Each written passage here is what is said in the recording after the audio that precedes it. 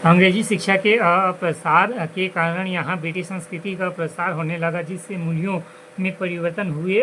जन जागृति के साथ ही यहाँ राष्ट्रीय आंदोलन ने जोर पकड़ा। छत्तीसगढ़ में नव जागरण उत्पन्न करने का श्रेय अंग्रेजी शिक्षा को जाता है। इससे क्षेत्रीय लोगों में प्रगतिशीलता उत्पन्न हुई। जीवन के प्रति एक नवीन दृष्टिकोण ने जन्म लिया। परंपरावाद एवं अंधविश्वास एवं भाग्यवाद के संकुचित दायरे से आगे निकल कर यहाँ के लोगों ने शेष भारत की तरह समानता, प्रगतिवाद, तर्क एवं विज्ञानवाद की ओर आकृत हुए। भाग्य पर अत्यधिक भरोसा कर्म में पलायन की प्रवृत्ति अब समाप्त होने लगी एवं क्रियाशीलता के गुणों का प्रादुर्भाव होने लगा।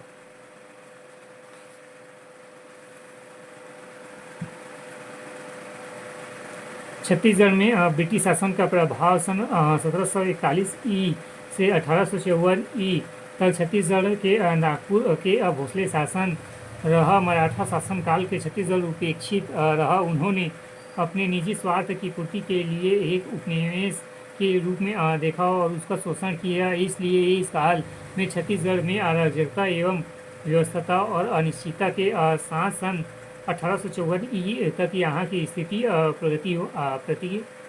प्रतिगामी बनी रही। इसका विकास अवरुद्ध रहा।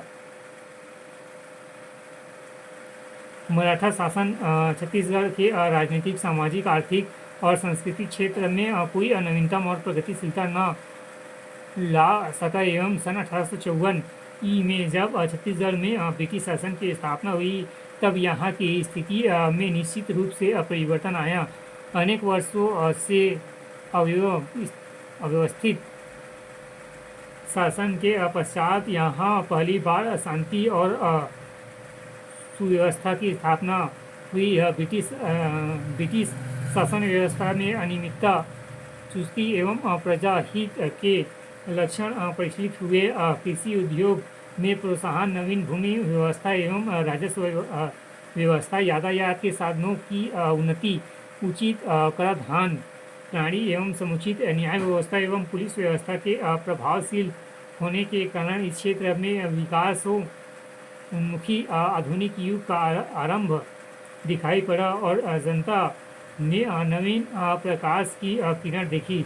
ब्रिटिश शासन व्यवस्था से छत्तीसगढ़ की भौगोलिक प्रगति हुई और वह आधुनिकता की ओर अग्रसर हुई। इसकी सभ्यता और संस्कृति में नया परिवर्तन दृष्टिगोचर हुआ एवं ब्रिटिश शासन काल में छत्तीसगढ़ की संस्कृति को जिन तत्वों ने प्रभावित किया, उनका विवरण इस प्रकार है।